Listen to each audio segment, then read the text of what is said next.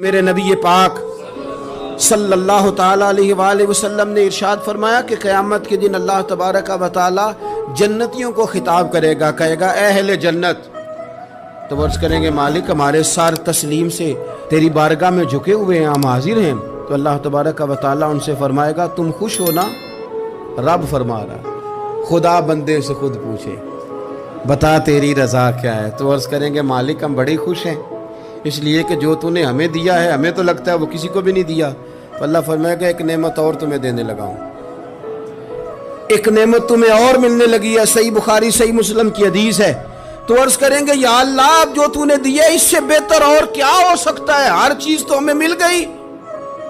تو رب فرماتا ہے اب میں نہ تمہیں اپنی رضا دینے لگا ہوں، اب میں کبھی تم سے ناراض نہیں ہوں گا۔ یہ وہ نعمت ہے جو جنت سے بھی بڑی ہے۔